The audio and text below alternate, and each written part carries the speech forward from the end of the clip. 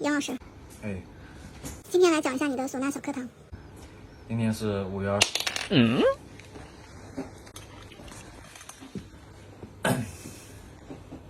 今天是5月26日，现在是晚上。对，然后今天上海下了一天的雨，然后现在我开始做这个唢呐科普啊，就是你们也知道我一直是拒绝的，所以今天如果你能看到这个视频，一定要知道我肯定是被逼的。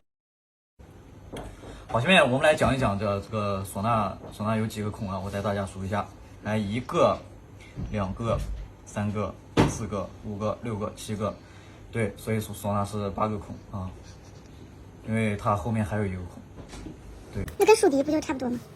竖笛只有6个孔是有效的发声孔，当然我对竖笛研究的不够深啊，如果就是你们找到了第7个或者第8个，也不要来怼我，毕竟我确实研究的不深，对。然后，如果唢呐不同的调，最好就是换一根不同的唢呐，这样这个乐器就是这么设计的。对，所以我才有那么多的唢呐。你现在有几把？我现在有，这里有1、2、3、4、5把，这里有5把，然后我的书包里面还有3把。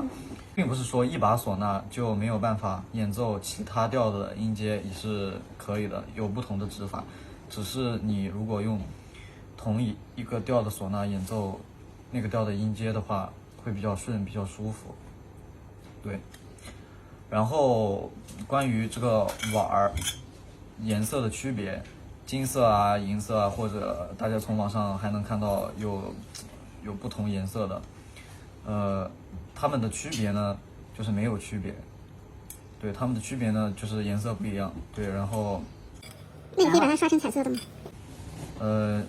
你要是愿意的话，如果不怕被你的师傅揍，对，然后这个下面不同的金属会导致唢呐发声啊，它的共振啊，它的这个响度可能会产生一些不同的变化。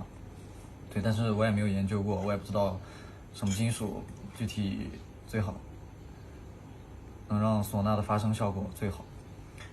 对，然后为什么要缠这个线呢？这个线为什么要缠这个线呢？因为有些哨片的它的那个底座要比这根芯子的这个小口的直径要更大，所以套上去就套不牢。然后我们要通过缠线把这个直径来变粗一点点，然后它才能卡到这个芯子上面，然后让它不动。然后这个红色的盘是什么呢？它是用来托住我的嘴巴，然后让我不那么容易动。对，但是一开始我们新手在练的时候，一般是会摘掉这个的，就单纯靠你的嘴巴的稳定性来演奏。对，然后唢呐的哨片，拿一个哨片。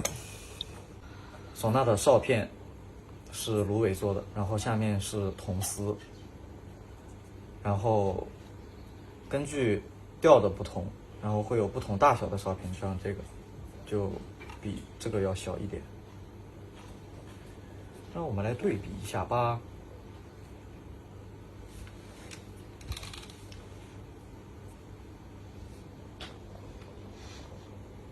对，然后不同的哨片一般会不同大小的话，会有不同的调。对，如果你把一个小的哨片想放在一个大的唢呐上面，它也是没有办法的。对，然后你有没有什么问题？我有。我一直搁这叭叭叭说的有点。我有个问题啊，如果你吹唢呐的时候想咽口水怎么办？吹唢呐咽啊，因为吹唢呐是靠气，当你在换气的时候顺便吞一口口水。其实你要讲到这儿的话，你把口水吹进哨片里面也是没有关系的。对，因为管乐它都会有这个，因为你没有办法控制你口腔里面所有的水分，就能控制的那么好，就一点都不会出去，所以这个你就练着练着就可以把控住了。当然一开始可能对有点你嘴巴容易紧张，可能口水就多一些，后面就会好起来的。这个没有什么，还有什么问题？还有你这个碗和杆儿不是不连着的吗？它会不会吹着吹着你一动它就掉下去了？只要你不要仰到这个角度，它就不会掉下来。就比如说我正常一般就是这样的一个角度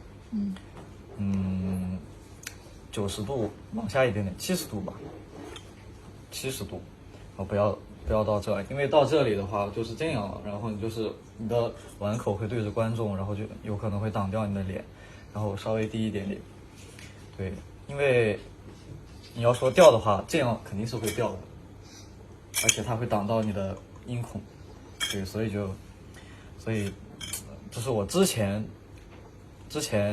不爱有那么大动作的一个原因。后面就是因为现在上了舞台，如果说你的动作不夸张，然后整个舞台就有点看起来很闷闷的，所以现在我得动起来，但是对它会出现这么一个问题，但是控制一下就好了。最后一个问题，好的。你不要一副要下班的样子好吗？哇，多问几个才最后一个。是不是每个人都能吹响唢呐？哦，是有嘴的人。对，有嘴就行，真的是。教给你一个秘诀，如果吹不响就大力出奇迹，这也是我教给小李的。小李那天他买了一根唢呐，他说啊，强哥我为什么吹不响？我说大力出奇迹，然后他就用很大的力气，给我送了生日的祝福。对，大力出奇迹。好的，下班吧。